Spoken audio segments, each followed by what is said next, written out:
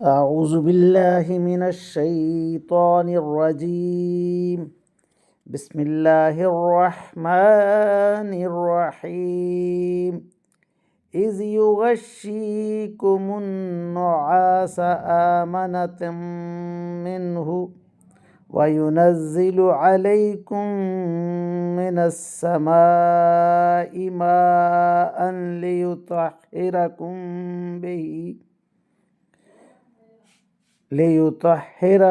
به ويذهب عنكم رجز الشيطان وليربط على قلوبكم ويثبت به الأقدام. إذ يوحي ربك إلى الملائكة أني معكم فثبتوا الذين آمنوا سألقي في قلوب الذين كفروا الرعب فاضربوا فوق الأعناق واضربوا منهم كل بنان. آمنت بالله صدق الله مولانا العظيم وصدق رسوله النبي الكريم ونحن على ذلك من الشاهدين والشاكرين والحمد لله رب العالمین۔ ابھی آپ کے سامنے سورہ الانفال کی آیت نمبر 11 تا 12 کی تلاوت کی گئی۔ انشاءاللہ کچھ ہی دیر بعد عزت مآب راؤ شاہ نواز صاحب انہی آیات کا ترجمہ، تشریح اور تفسیر بیان فرمائیں گے۔ اللہ تعالیٰ سے دعا ہے کہ ہمارا پڑھنا، آپ لوگوں کا سننا اللہ تعالیٰ قبول و منظور فرمائے اور اس پر عمل کی توفیق عطا فرمائے، آمین یا رب العالمین۔ اعوذ باللہ من الشیطان الرجیم، بسم اللہ الرحمن الرحیم۔ ملتان سے شاہنواز تمام دوستوں کو السلام علیکم ورحمۃ اللہ وبرکاتہ۔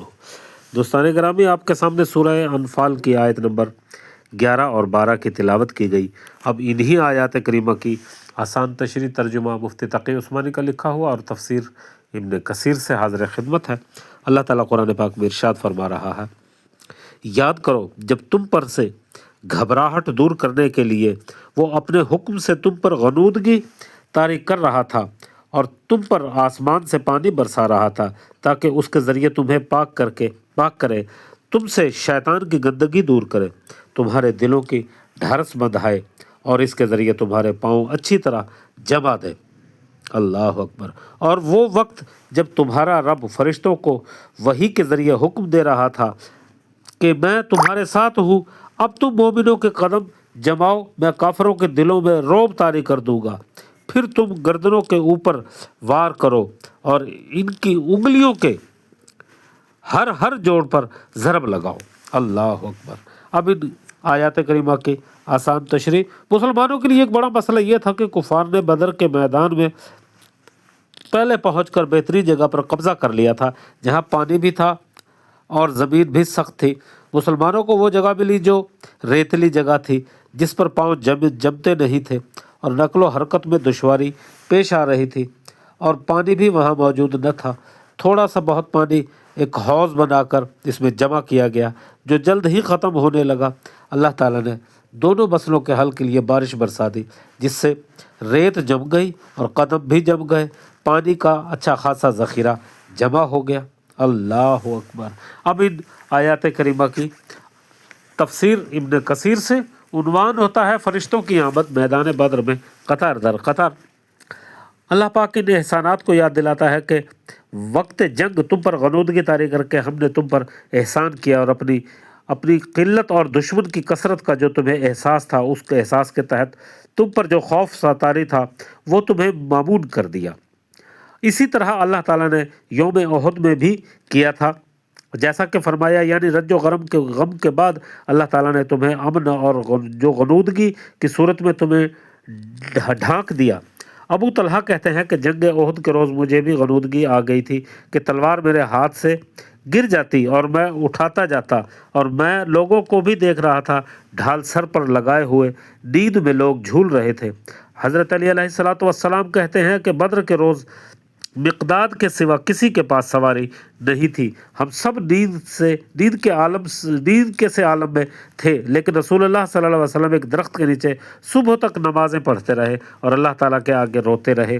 ابن مسعود کہتے ہیں کہ بروز جنگ وہ اونگ اللہ تعالیٰ کی طرف سے گویا ایک امن کی شکل میں تھی، اور نماز میں یہی اونگ شیطان کی طرف سے ہوتی ہے۔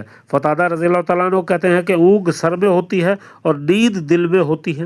میں کہتا ہوں کہ غنودگی یوم احد میں گھیرے ہوئے تھی، اور یہ خبر تو بہت عام اور مشہور ہے، اور یہاں آیت شریفہ سیاق و قصد بدر میں بھی اس بات پر دلیل ہے کہ بدر میں بھی غنودگی طاری تھی، اور یہ شدت جنگ میں مومنوں پر طاری ہو جایا کرتی تھی تاکہ اس کے قلوب اللہ تعالیٰ کی طرف مطمئن رہے اور مامون رہے، اور یہ مومن پر اللہ تعالیٰ کا فضل اور رحمت ہے، جیسا کہ فرمایا سختی کے ساتھ ساتھ آسانی بھی ہے۔ اس لیے حدیث میں ہے کہ بروز بدر نبی کریم صلی اللہ علیہ وسلم اپنے لیے بنائے ہوئے کا نشانہ حضرت ابوبکر صدیق کے ساتھ تھے، اور دونوں مل کر اللہ تعالیٰ سے دعا کر رہے تھے۔ ایسے میں نبی کریم صلی اللہ علیہ وسلم کو اونگ سی آ گئی، پھر آپ صلی اللہ علیہ وسلم تبسم کرتے ہوئے خود ہی آ گئے اور فرمانے لگے، اے ابوبکر خوش ہو جاؤ۔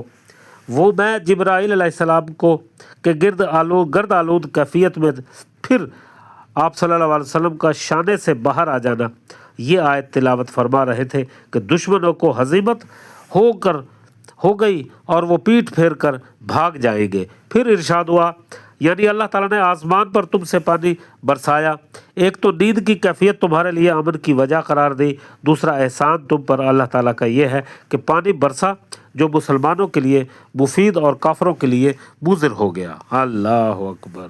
وآخر دعوانا ان الحمد للہ رب العالمین۔ اے اللہ پاک، جو کچھ بھی پڑھا گیا اس کو اپنی بارگاہ میں قبول فرما اور ہمارے لیے بہتر فرما دے۔